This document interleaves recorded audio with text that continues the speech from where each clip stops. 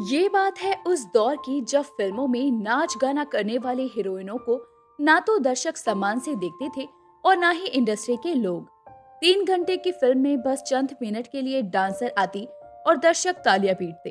Dancer का नाम तक जानने में भी शायद ही कोई दिलचस्पी दिखाता हो।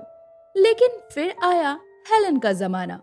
वो ना सिर्फ लोगों की नजरों में ठहर गई बल्कि लोगों का नजरिया ही बदल डाला। बॉलीवुड की पहली आइटम गर्ल कही जाने वाली हेलन को दर्शकों ने सराखों पर बैठाया, उनकी कला को सम्मान दिया। आज भले ही हेलन चकाचौंध भरी दुनिया से दूर हैं, लेकिन कला के कदरदान आज भी उनका नाम बेहद सम्मान के साथ लेते हैं। मेरा नाम चिन चिन चू, यम्मा यम्मा, ओ हसीना जुल्फों वाली, मोनिका ओ माई डार्लिंग जैसे आइटम नंबर्स देने वाली हेलन को आज कोई नहीं भूल सकता है। आइए जानते हैं इनके बारे में कुछ और बातें विस्तार के साथ। हेलन का जन्म 21 नवंबर 1938 में बर्मा में हुआ था। इनका पूरा नाम हेलन एन रिचर्डसन है। इनकी मां मूल रूप से बर्मा की थी। हेलन के पिता का निधन हो चुका था और परिवार में मां के अलावा एक भाई और एक सौतीली बहन जेनिफर थे। उनकी मां ने एक ब्रिटिश सैनिक से दूसरी शादी कर ली थी, लेकिन द्वितीय विश्व युद्ध में उनकी भी मौत हो गई। जब जापान ने बर्मा पर कब्जा किया तो हेलन के पूरे परिवार ने मुंबई आकर बसने का फैसला किया। यात्रा के दौरान उन्हें जंगलों और गांवों से गुजरना पड़ा। हेलन की मां और दोनों भाई बहन भूख से बिलख रहे थे। तब रास्ते में ग्रामीणों ने उन्हें अपने घर में रखा और खाना दिया। वहीं पर एक ब्रिटिश सैनिक ने उन्हें मुंबई जाने के लिए गाड़ी, खाना और दवाई दी। इस दौरान हेलन की गर्भवती मां का गर्भपात हो गया। जिस समूह के साथ हेलन का परिवार मुंबई आ रहा था, उनमें से कुछ लोग भूखमरी और कुछ बीमारी के कारण मर गए।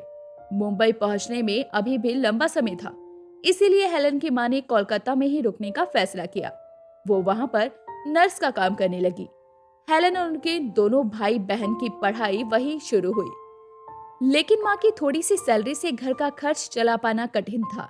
कोलकाता में रहने के दौरान हेलन की मां की मुलाकात कुकू मोरे से हुई, जो फिल्मों में बैकग्राउंड डांसर थी।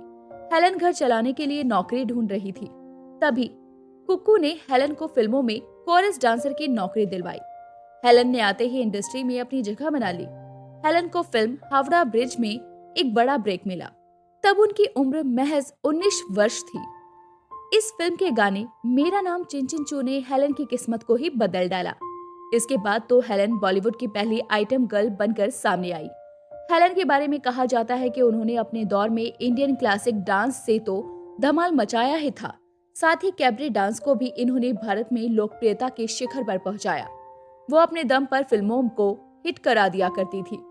दर्शक हेलन के डांस के इस कदर दीवाने थे कि फिल्म में उन्हें लेने के लिए निर्माता निर्देशक बेकरार रहते। रिपोर्टर्स के मुताबिक बैले डांस का परिचय भी इंडस्ट्री से हेलन ने ही करवाया था। हेलन अपने डांस के साथ खूबसूरती के लिए भी जानी जाती थी। 1957 में हेलन ने अपने से 27 साल बड़े निर्देशक P.N. अरोड़ा से शादी की। जिंदगी में अभी सब कुछ अच्छा होना शुरू ही हुआ था कि एक बार फिर हेलन पर दुखों का पहाड़ टूट पड़ा।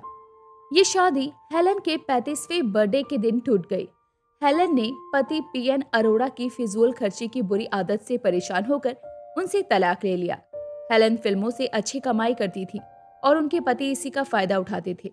पति के खर्च के चलते हेलन दिवालिया हो चुकी थी। तलाक के बाद हेलन बिल्कुल अकेली पड़ गई थी। पति को तलाक देने के बाद हेलन ने अकेले जिंदगी की जंग लड़ी। वर्ष 1962 में फिल्म काबिल खान के दौरान हेलन की मुलाकात सलमान खान के पिता सलीम खान से हुई। सलीम खान हेलन को देखते ही उन्हें दिल दे बैठे, लेकिन वो पहले से ही शादीशुदा थे, इसीलिए उनकी पत्नी सलमा खान ने इस पर आपत्ति जताई। इसके बावजूद सलीम ने हेलन से शादी की। कुछ समय की नाराजगी के बाद सलमा और उनके बच्चों ने हेलन को अपना लिया। बॉलीवुड स्टार सलमान खान हेलन को बेहद सम्मान देते हैं।